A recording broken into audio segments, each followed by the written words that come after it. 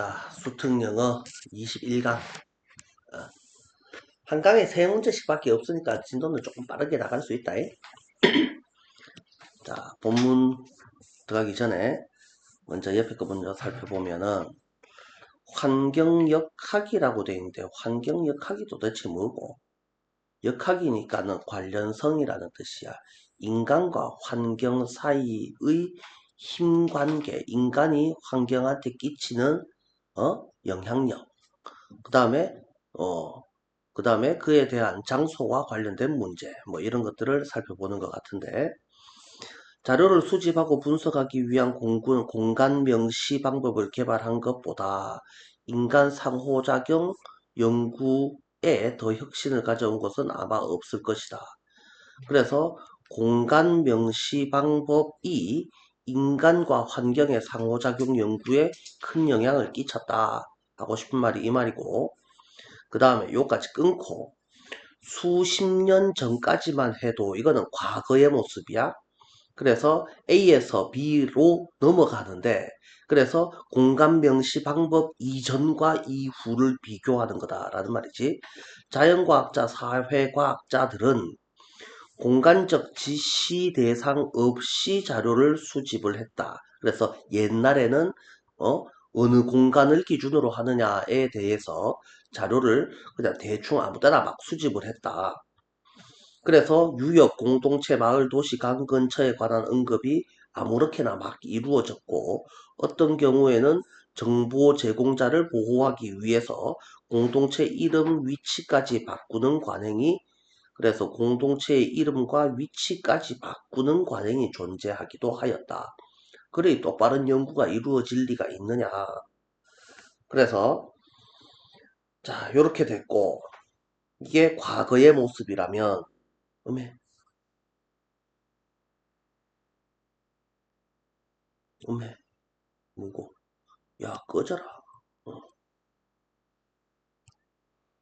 이게 과거의 모습이라면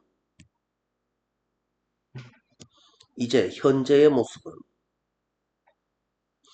연구 대상이었던 이 공동체가 어디에 있는지는 모두가 어느 정도는 알고 있었고, 관심이 있는 사람은 누구나 알아차릴 수 있었다. 그렇다 하더라도 지리학의 경우를 제외하면은 연구 지역을 정확하게 지도에 표시하려는 관심은 없었다. 이렇게 되어 있었고, 이게 과거의 모습이었고, 그런데 지리학이라는 애는 끈질기게 이것을 계속하였고, 마침내 우리한테 장소라는 것이 인간과 환경과의 관계를 이해하는데 본질적으로 중요하다라는 사실을 납득시켰다. 자, 그래서 얘를 시험 문제로 내기에는 제일 좋은 거는 순서 문제다. 그래서 지금 여기에 이제 지리학이 나와야지 되지. 지리학. 그래서 제일 끝에가 지리학으로 끝나 있다. 요것만 생각을 하면 될 것 같고. 자, 이제 본문 한번 살펴보시면, 첫 번째 문장이 제일 중요한 문장이죠. 첫 번째 문장을 구조 분석을 한번 해보면, nothing, 그 어떤 것도 revolutionize 하지 못했다. 무엇을?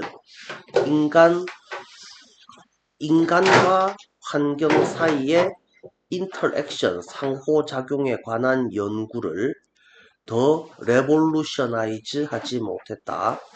누구보다도 더 more than the development spatially explicit method for collecting, analyzing data.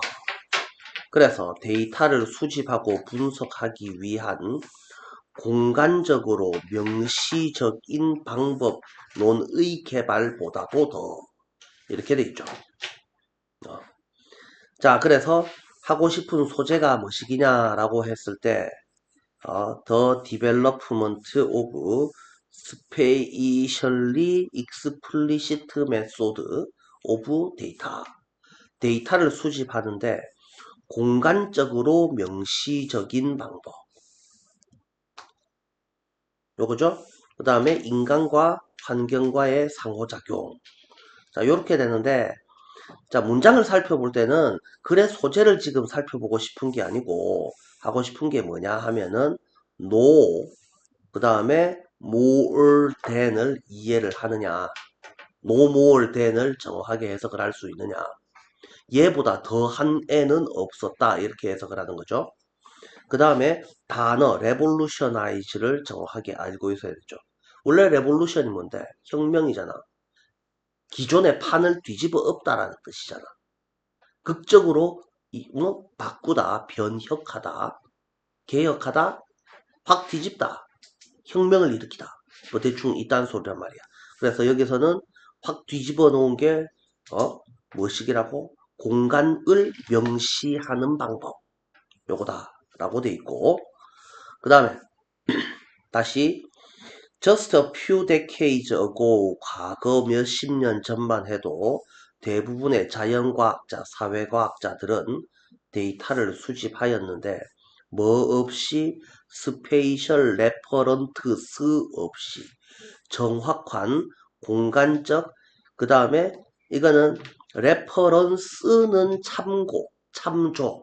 그럼 참조점이라고 할 때는 레퍼런트라고 했다. 기준점, 참고점. 그래서 공간적 지시 대상 없이 자료를 수집하였다. 예, 단어 뜻을 알아놓도록 하고, 그 다음에 레퍼런스는 참고라고 해석을 할 수도 있고 언급이라고 해석을 할 수도 있고, 그래서 여기서는 언급이라고 해석을 했는데 기준점이라고 해석을 하는 게 더 맞아 보여. 해석이 조금 이상해. 레퍼런스가 were made to라고 돼 있다. BPP2라고 해서 to 부정사라고 생각을 하면 안 된다. were made까지만 동사로 하고 문장은 여기서 끝나고, 그 다음에 이 to 뒤에는 지금 있는 애가 명사 1번, 2번, 3번, 4번, 5번, 기타 등등 이렇게로 되어 있다. 그러면 얘네들은 누구를 수식하고 있노? 요렇게 된다. refer to란 말이야. 그래서 이거는 refer to, 뭐뭐를 언급하다죠. 그죠? 그래서 reference to 이렇게로 연결되어 있는 거다.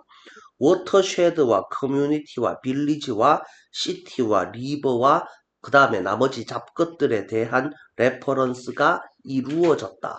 이렇게로 해석을 하는 게 맞죠. 자, 그래서 몇몇 경우들에서는 그 중에서도 안트로폴로지가 많은 놈인데, 인류학이 많은 놈인데, 인류학 어느 동네에 사는 누구가 아직도 해골에 물 받아 먹더라. 그래서 옛날 사람들은 왜 살았을까를 연구하기 위해서 요즘도 해골에 물바가지 받아서 먹는 놈이 있네요. 뭐 이런 거 찾으러 돌아다니는 놈들이다. 자, 그럼 어느 동네 누가 그러는지를 정확하게 밝혀줘야 될 거 아니냐고. 맞잖아. 요즘도 해골 바가지에 물 받아 처먹는 놈들이 있는데요 라고 설명을 하려고 하면 어느 동네에 누가 그러는지를 정확하게 안 밝히고 요즘도 그런 놈이 있는데요, 옛날 사람들은 그래 살았을 건데 그런 게 어디 있냐 말이지. 자, 그래서 인류학에서 there was even the custom, 이때는 관습이란 뜻이죠. 그러면 관습의 내용이 뭡니까? 체인지하는 하는 것의 관습 개사치 말고 바꾸는 관습 이 정도로 해야지 맞죠? 동격이죠? The name of community and its location. 그래서 동네의 이름과 동네의 장소를 확 바꿔버리는 관습이 있었다 말라고, 거기에 사는 사람이라고 해석을 해도 되고, 여기서는 informants라고 돼 있다. informants. 인포메이션은 정보고 인포먼츠는 정보를 주는 사람, 즉 정보 제공자들을 보호하기 위해서 이렇게 돼 있죠. 이거는 뭐 시험에 나올 것까지는 아닌데 to protect the informants는 내용상 좀 알아놔야지 되죠.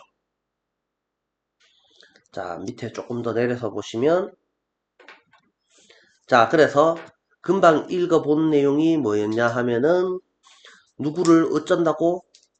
정보 제공자를 보호하기 위해서를 다른 말로 바꾸면 뭐지? confidentiality지. 요 두 개가 같은 말이지. 그래서 이 문제에서 제일 좋은 문제는 순서 문제라고 했는데 그 다음에 잡스러운 문제로는 이렇게 confidentiality라는 애를 시험에 낼 수도 있다. 근데 이걸 내면 좀 수준 떨어지는 문제가 된다. 이해되죠? 자, 그러면 얘랑 얘랑이 같다는 점을 이용해서 우리는 뭘 할 수 있노? 이거를 위치 문제로 시험에 낼 수도 있고 그 다음에 빈칸 문제로 시험에 낼 수도 있다. 그러니 여러 가지 변형 문제를 만들 때에는 변형 문제가 어떻게 만들어지는지를 원리를 이해를 하고 지금 우리가 하고 있는 거는 이 문제에 대한 내용 파악하는 지금 그런 수업이 아니잖아. 요번 기말고사를 잘 치기 위한 공부잖아. 그지? 그러면 시험 문제로 어떻게 변형이 돼서 나오면 그거를 어떤 식으로 풀이 방법을 가지고 접근을 할 것이냐. 시험을 칠 때 요 문제가 등장을 했으면 얘랑 얘랑이 똑같았으니까 요 문장 다음에 요게 나오겠지. 이거를 떠올려라 라는 말이지. 이해가 되지? 그래서 해석만 잘한다고 지금 답이 막 저절로 막 눈에 보이고 막 그렇지는 않아 절대로. 와 만날 그 순서 문제 위치 문제를 맨날 틀리는 이유가 뭐겠노? 뻔한데 내용 다 아는데 와 틀리겠냐라는 말이지. 그러니까 그걸 안 틀릴라 하면은 논리 일관성을 생각을 하란 말이야. 똑같은 말 두 개가 붙어 있잖아. 그러니까 to protect the informants나 confidentiality나 당연히 똑같은 거니까 두 개가 붙어 있어야 되겠지. 구체적인 게 먼저 나와 버렸다라는 말이죠. 자, 그래서 이 confidentiality라는 애가 confidentiality는 그러면 뭐겠는데 비밀 엄수, 비밀 보호라는 말이죠. 그래서 confidentiality가 남아 있습니다. 중요한 과제로 남아 있긴 하지만 인간 서브젝트들과 함께 연구를 할 때에 the extreme to which this was done was라고 돼 있다. 첫 번째 동사가 was done이고 두 번째 동사가 was다. 그러면 to부터 done까지를 잡아주셔야지 되죠. 자, 그러면 항상 이런 거 시험에 잘 나오는 거 알잖아요, 우리. 서로 다 알고 있잖아. 그냥 위치가 맞나, to 위치가 맞겠나. 이런 건 이제 어법 문제로도 시험을 낼 수 있죠. 그 다음에 주어가 익스트림에 s가 안 붙었잖아. 그러니까 동사가 was로 이어질 거잖아. 이런 것도 우리가 생각할 수 있죠. 이것이 행해지는 극단적인 형태는 대부분은 unjustified, 정당화되지 못했다. 이것이 가리키는 게 뭔데? 이것이 가리키는 것이 뭔데? 앞에 있잖아. confidentiality. 비밀 보호를 하기 위해서 어느 동네 누가 아직도 해골바가지에 물받아 묵더라를 야 인류학을 하면 적어도 그 정도는 밝혀주는 게 예의 아니냐고. 존재하지 않는 동네에 이름을 막 갖다 붙이는 거 그건 좀 웃기지 않냐고. 소설에 불과하잖아 그거는. 이라는 말이죠. 자 그래서 됐고 계속해서 살펴보시면 누구나 어느 정도는 more or less 어느 정도는 알고 있었다. 의주동을. 그래서 이 동네가 어디인지 정도는 알고 있었고 그 다음에 누구든지 관심 있는 놈이면이라고 돼 있죠. 그죠? 그래서 interested는 관심이 있는이라고 되어 있는데 이것도 문법 문제로는 interesting이 아니고 interested죠. 자, 그래서 관심이 있는 놈이라면 누구든지 뭘 할 거라고? could have found out. 발견할 수도 있었다. 그래서 보면 뻔한 건데 그걸 왜 안 가르쳐 주노? 라는 말이야. 자, be that as it may라고 돼 있다. 이거 우회된 일이고. be that as it may. 도대체 이거 우회된 일이고. 이거를 정상적으로 써보면 정상적인 형태의 문장으로 써본다면 though, although, as it may be that 이렇게 되죠. 오케이. 그러면 although,에서 h 어디 가고 없다. although as in 미친 거 아이가? although as가 어디 있노? although it may be that 상황이 그와 같다 할지라도 상황이 그와 같더라도 상황이 이러함에도 불구하고 요런 형태였는데 어떻게 됐어? although를 뭘로 바꿨어? 이제 as로 바꿨어. 그 다음에 동사 뒤에 있는 애를 우연다고 앞으로 훅 끄잡아낸다고. 그래서 be that을 앞으로 끄잡아내고 그 다음에 as it may가 남아있게 된다. 그런 경우에는 although나 though를 쓰지 못하고 as로 바꿔주게 된다. 양보 구문이네. 자, 요거를 요렇게 쓸 수도 있다. that as it may be라고 표현을 할 수도 있다.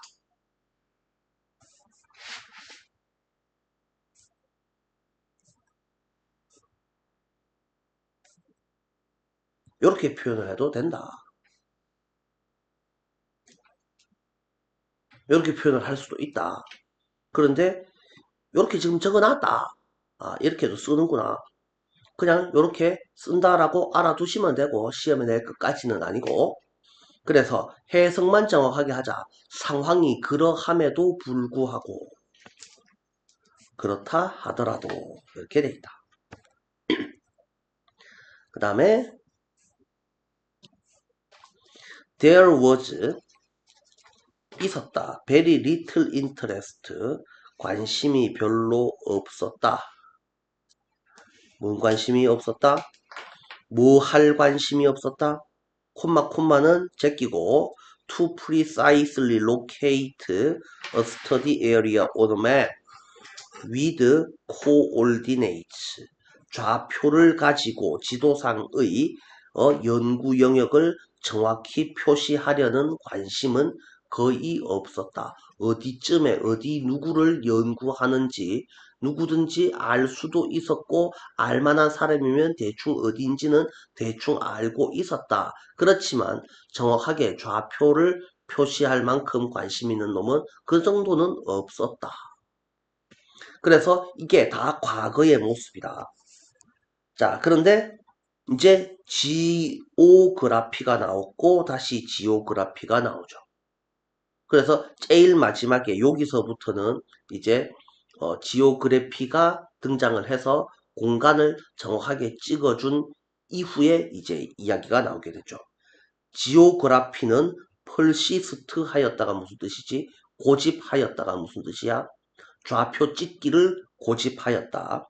그리고 마침내 컨빈스트 사람한테 대절이라고 이렇게 되죠.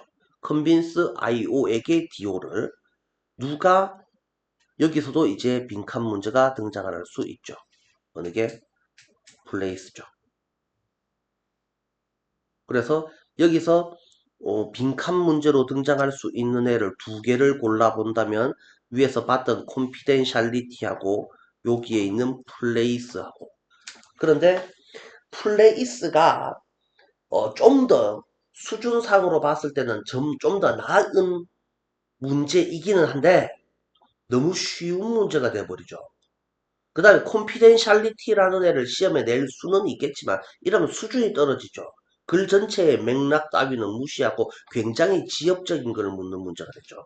그래서 빈칸 문제는 그 자체로서 별로 좋은 문제가 되지는 못하고 그 다음에 위치 문제는 당연히 시험에 낼 수 있고 그래서 순서 위치 문제가 제일 좋아 보이고 당연히 주제 제목 요지 문제로 나오면 그냥 대충 찍으면 대충 맞겠지. 지리학이 누구를 인간들을 상대로 연구를 할 때 뭐를 좌표를 정확하게 찍어줌으로써 인간과 환경과의 역학관계를 이해하는 데 도움을 주었다. 이 정도로 정리를 해주시면 충분하다. 자, 한 문제 설명하는데 좀 내용이 좀 길었습니다.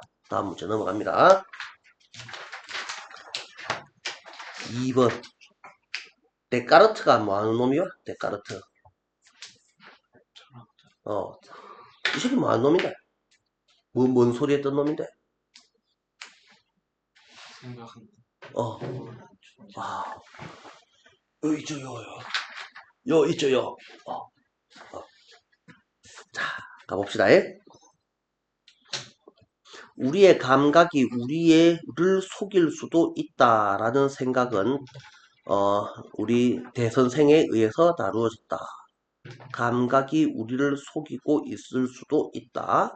이게 르네 데카르트의 생각이었다. 그래서 얘는 우리의 감각이 우리한테 거짓 인상을 준다라는 것을 깨달았는데 물잔 속에 곧은 막대기, 실제로는 막대기는 당연히 곧지. 그런데 왜 구부러져 보일까? 무슨 현상 때문에 그런데 그러니까 나는 내 눈을 믿을 수 있다 없다? 당연히 믿으면 안 된다라는 말이죠. 자, 그래서 신뢰할 수 없을 수 있다는 것을 우리가 안다면 그것을 전적으로 믿는 것은 잘못된 일이 될 거다. 그래서 우리의 감각을 그냥 비는 대로 다 믿지 마라. 자, 심지어 우리가 잠들어 있어서 우리가 경험하고 있는 세계는 단지 꿈에 불과하거나 조물주가 어떤 장난기 많은 존재나 우리로 하여금 실제로는 참이 아닌 것을 믿게 만들 수도 있다. 개소리야. 하지만 만약 그렇다면 넘어가시고 우리는 어떤 것도 결코 확실히 알 수 없다. 이렇게 돼 있죠? 이 부분을 별표 한 개 딱 때려주시고 하지만 그것이 사실이라면 그 다음에 we can never know anything for sure.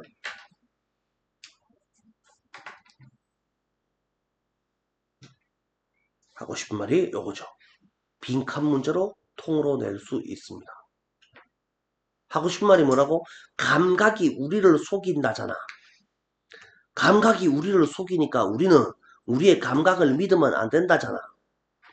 그 다음에 그거보다 더 극단적인 사기치는 새끼들이 나와 있잖아. 그러니까 우리는 아무것도 제대로 알 수가 없다. 이걸 빈칸 문제로 내기 딱 좋다 이거죠. 완전 수능형 문제죠.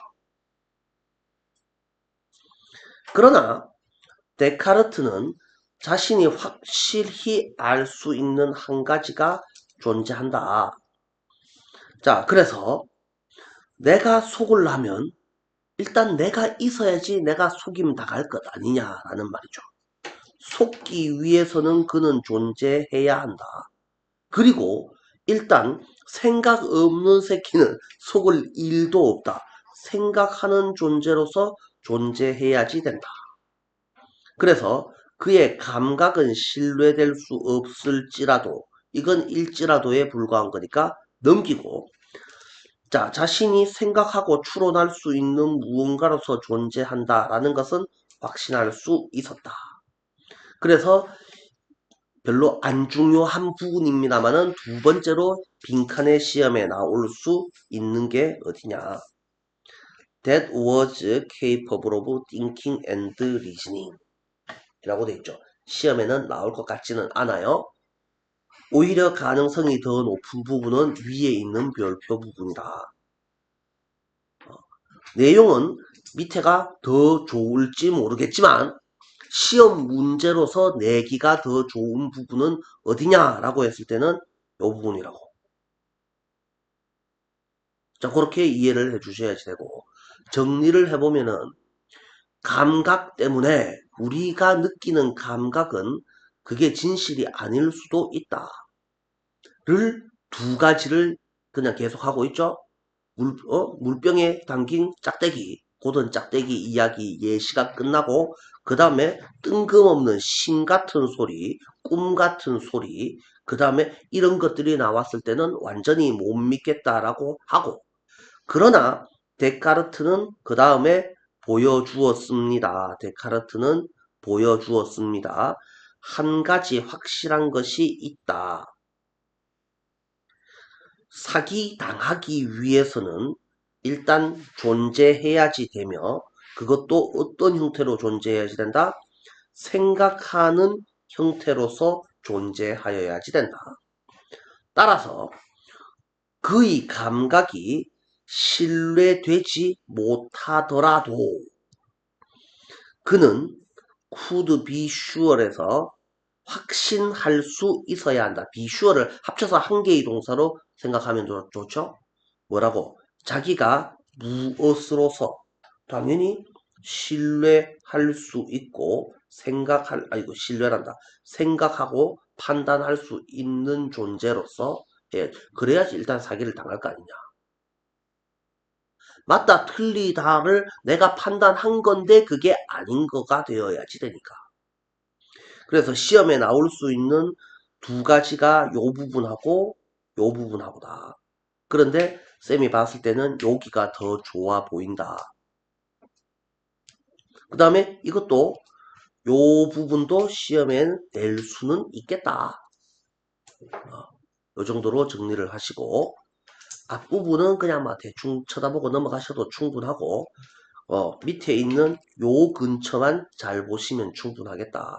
구조 분석도 여기에 맞춰가지고 정확하게 해주시기를 바란다. 됐나? 넘어갑니다.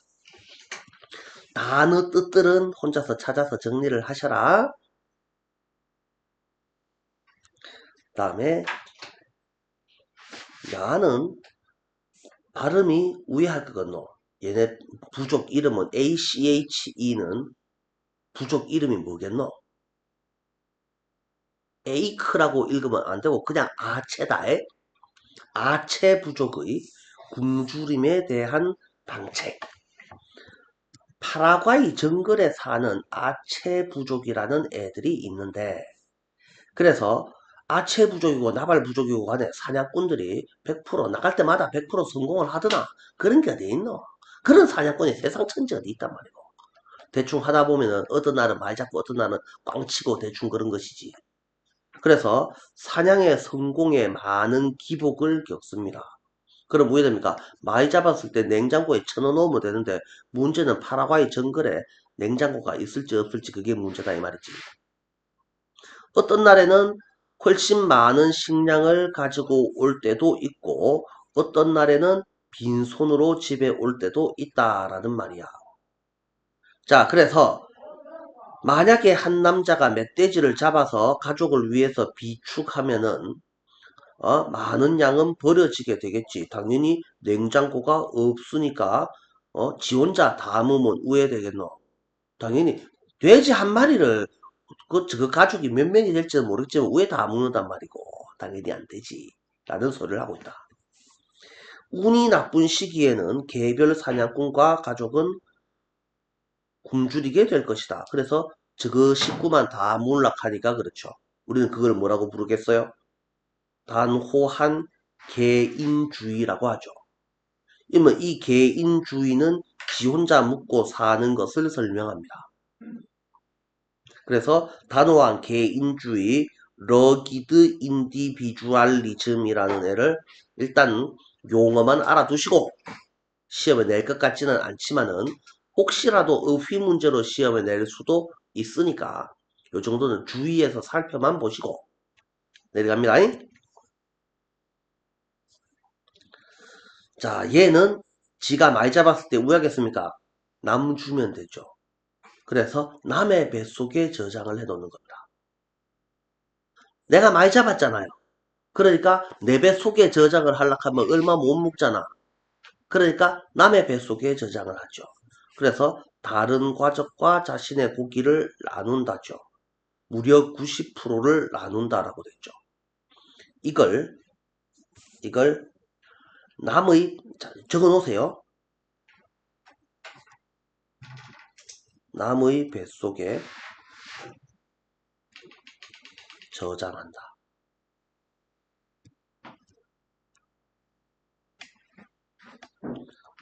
남의 뱃속에 저장한다가 뭔 개소리입니까? 냉장고에 저장한다가 아니고 남은 고기는 남의 뱃속에 저장합니다.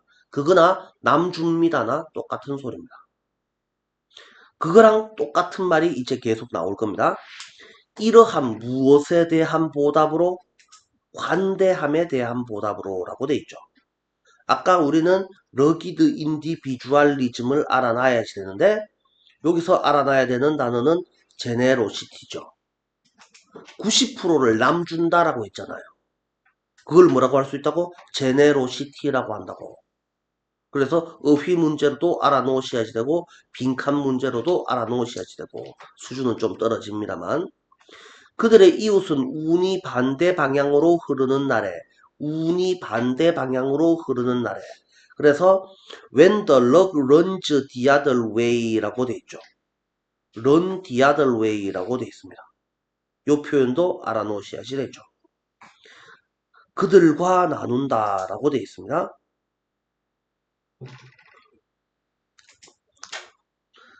자, 특히 뭐를 those that are unpredictable and uncertain like meat from hunt 사냥에서 나온 고기와 같이 예측 불가능하고 불확실한 것들을 그런 자원들을 나눔으로써 그 그룹은 프로바이드 제공합니다.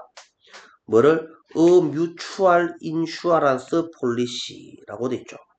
상호 보험 증권 뭐에 대비한? 스탈베이션에 대비한.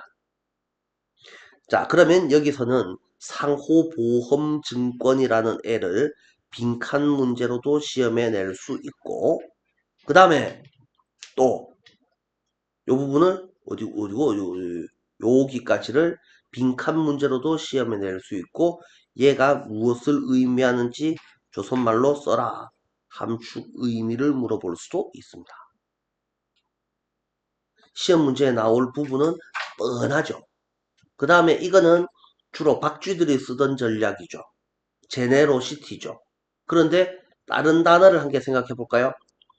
제네로시티 말고 내가 한번 니한테 먹을 것을 나눠줬으니 니도 내한테 뭘 갚아라. 그거를 뭐라고 하면 좋겠습니까? 호해. 호해가 뭐로? 영어로 왜 쓰면 좋노? 리, 시, 프로, 시티. 리사이프라시티, 레시프로시티.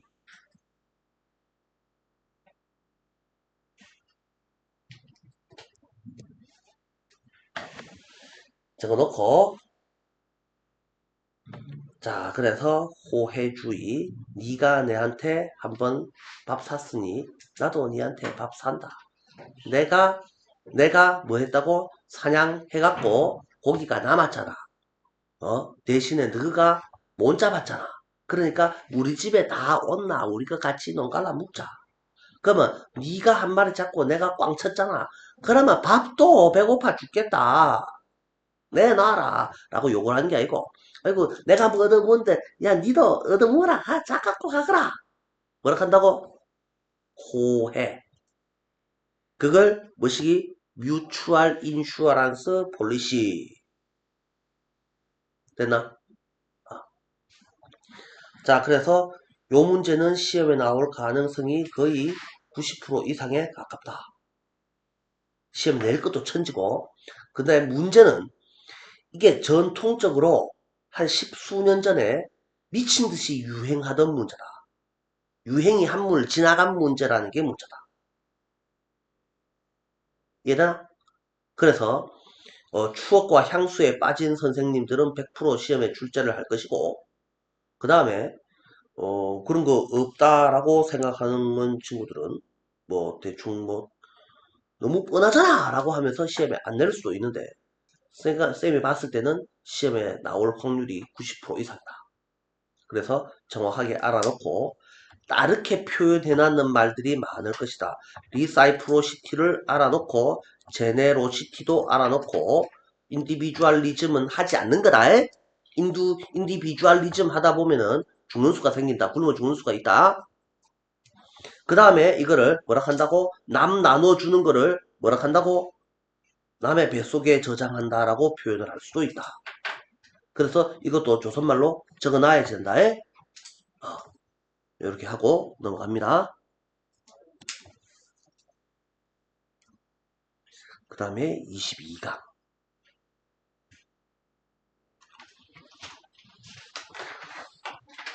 동식물종 이동을 위한 경관 연결성이라고 되어 있는데 뭡니까? 고속도로를 뚫다가 보면 산 뭉태기를 확 까디비 놓고 그러면 동물들이 이동할 수가 없죠. 그래서 얘네들이 싸돌아다니는 터널을 안 지어주면 아들이 멍청하게 고속도로에서 갇혀 있다가 끼퍽 이렇게 되는 수가 있죠. 그래서 좀 그러지 마라. 너가 좀 돌아다니라 라고 해서 이동 통로를 만들어 주는 게 있는데 그렇게 우리나라에서 우리 주변에서 볼 수 있는 거는 고속도로 위에 이동 통로 정도겠지만 그걸 좀 더 큰 땅덩어리로 봤을 때는 아예 그 지역을 비워놓고 개발을 하는 수도 있다. 자, 그래서 살펴볼까요? 연결성이라는 애가 나오고 어떤 특정 종이든 경관을 가로질러 이동할 수 있게 해 도와주는 그 경관의 능력은 보전 생물학자한테 더 큰 관심사가 되고 있다. 그래서 한 군데에 주로 머물러 있으면 좋은데 이동하는 습성을 가진 애들은 어? 한 군데에서 다른 곳으로 이동할 수 있게 걔네들의 이동 통로를 반드시 확보를 해주는 게 필요하다. 자, 보통은 인간의 관점에서 봤을 때는 경관의 연결성이 증가함에 따라 다른 많은 종에서는 연결이 감소한다. 인간의 관점에서 연결이 증가한다는 말은 도로망이 증가되었다라는 말이고 그 다음에 다른 종은 똑같은 일이 다른 종에 있어서는 연결이 감소된다라는 말이다. 그래서 우리가 많은 동물종이 인간 경관을 가로질러 이동하는 것을 보기도 하지만 그래서 사슴, 늑대, 거북이가 도로를 건너가는 것을 보기도 하지만 인간 사용을 위해 크게 바뀐 경관은 이게 뭔데? 고속도로 건설. 당연히 둘 다의 이동의 장벽으로 작용하게 된다. 당연한 소리. 고속도로를 지어 놓으니까 이 얼빵한 토끼, 노루, 고양이, 뭐 담비, 수달 이런 애들이 로드킬 당한다라는 소리를 하고 있지. 제일 불쌍한 애들이 뱀 이런 애들이다. 개구리, 뱀 뭐 이런 애들. 고속도로 건너가다가 통로를 못 찾아갖고 다 찡기 죽는다.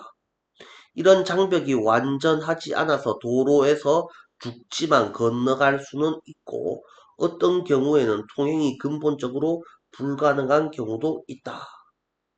그래서 어떻게 된다고? 이전에는 서로 연결되어 있던 애들 사이에 유전적 교류를 실질적으로 제거할 수 있고 라고 돼 있죠. 그래서 딴 거는 때리치우고 여기서부터 살펴보시면 됩니다. 여기서부터 그 앞부분은 그렇게 중요한 게 아니니까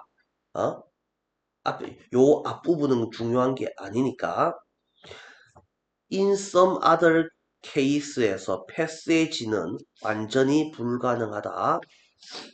자, 그래서 cities along landscape corridor as 어쩌고 저쩌고 저쩌고 저쩌고 뭐 돼 있는 거 지금 치우고 자, 그 다음에 여기 아닌데 여기 제가 하면 안 되는데 여기서는 eliminate라는 단어를 써야 되죠.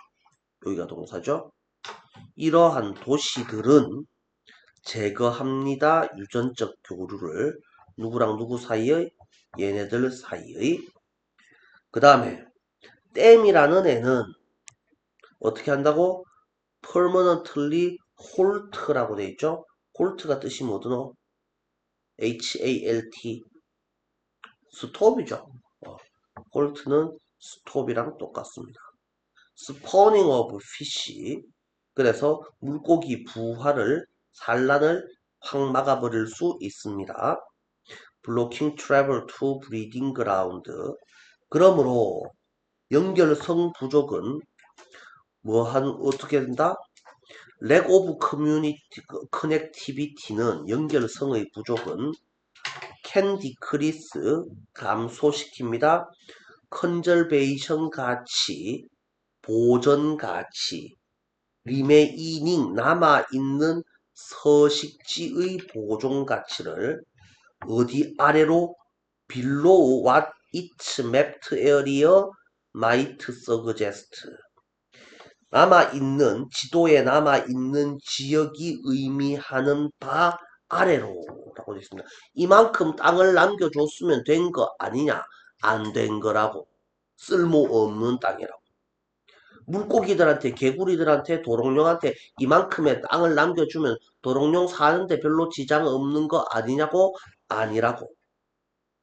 쓸모없는 땅이 남아있을 뿐이라고.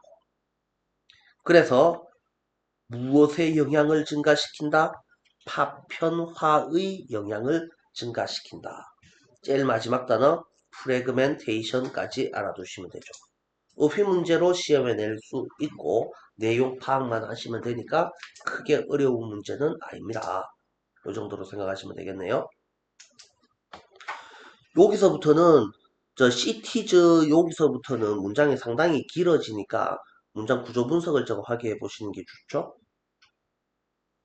이 정도 보시고 다음 문제 넘어갑니다.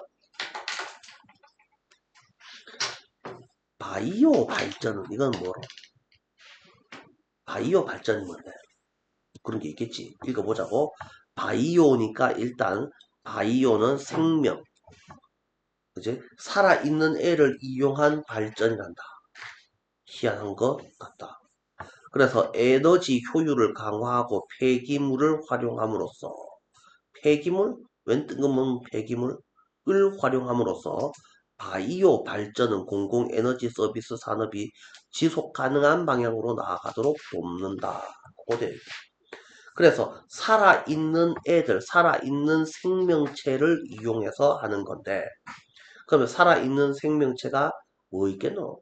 동물 아니면 식물, 미생물 이렇게로 나눌 수 있을 건데 임산물 산업이 임산물이 뭔데? 나무 비 내고 나면 거기서 남은 찌끄레기들이 있을 거다. 거기에서 현재 에너지의 절반을 펄프 공장의 제조 공정에서 나오는 나무 폐기물, 액체 폐기물을 연소시켜서 얻는다. 라고 되어 있고 이렇게 하는 바이오 발전은 이산화탄소 배출을 줄여서 기후변화 완화에도 도움을 준다. 그런가? 잘 모르겠다. 매립지 가스를 포집하는 것은 메탄의 배출을 줄인다. 바이오 발전은 그래서 뭔데? 바이오 발전은 뭔데? 나무 찌끄레기를 이용해서 하는 거. 액체 폐기물이라고 되어 있는데 액체 폐기물을 액체 폐기물이 도대체 뭐겠는데 뭘 썩을 때 가스가 나오지 않냐고. 소똥 이런 것들 썩을 때 뭐가 나온다고? 메탄 가스가 나오지 않냐고. 그걸 원료로 화력발전소를 만든다라는 거죠. 그 자체로서 발전소가 돌아가진 않잖아. 나무 찌끄레기를 위해 쌓아놓으면 전기가 막 생산이 되나 그렇진 않잖아. 그걸 원료로 불 뗀다라는 말이죠. 그죠? 자, 그렇게 하니까 메탄의 배출을 줄인다가 왜 뜬금없이 이런 게 나오노? 메탄 가스가 나왔는데 그거를 모아놨다가 그거를 화력발전소의 원료로 쓴다, 연료로 쓴다라는 소린 거죠. 가만 놔두면은 공기 중으로 날아갈 거를. 그래서 바이오 발전이 무기는 그래서 살아있는 애들이 죽으면서 생기는 찌끄레기들을 이용해가지고 그걸로 불 떼갖고 발전을 하자라는 말이지. 별거 없습니다. 그래서 바이오 발전은 오염을 줄이기 때문에 인간의 건강에도 이롭다고? 과연 그런가? 그렇단다. 하여튼 석탄과 달리 황함량이 뭐 줄어들어 있어서 뭐 대충 그딴 소리고 혼합연료와 직접 연소해서 석탄을 대체함으로써 이산화 황 배출을 줄인다. 뭐 이렇게 뭐 여러 가지 줄이는 것들이 몇 가지가 나와 있습니다. 그래서 아, 뭐 나와 있겠지. 그런갑다 하고 넘어가시고. 그래서 식물 속 물질이 발전, 이건 어디 나오노? 이건 없을 것 같은데. 네, 없어요. 이거 없는 거는 꺼지시고.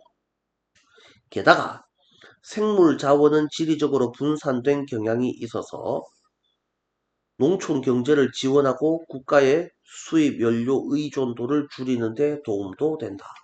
그래서 1, 2, 3, 4 정도의 이점이 있는데요. 경상고에서 이런 게 시험에 나올까? 별로.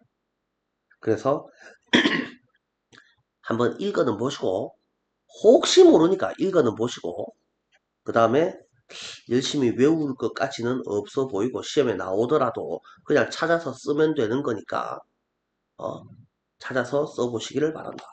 넘어가시고 다음 문제 3번.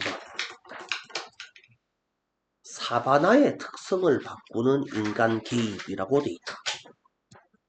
사바나가 뭔데 근데? 사바나는 이 누구로? 누구로? 사바나가 어느 동네고?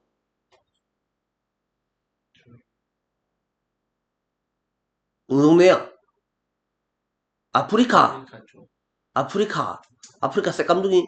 아 그런 거 아니고. 아프리카 모래사막? 아프리카가 이렇게 있으면 이씨 아닌데 아프리카 일 안 생겼는데 왜 생겼노? 꺼져라. 다시 아프리카. 아프리카 어디쯤이고? 여기는 사람 사막. 사는 동네죠. 여기는 사람 사는 동네죠. 이집트, 알제리, 리비아 이런 동네들이죠. 북아프리카죠. 그 다음에 그 밑에는 여기는 사하라 지역이죠. 전부 다 모래밖에 없죠. 그죠? 그 다음에 그 밑에는 여기 풀떼기가 자라는 동네죠.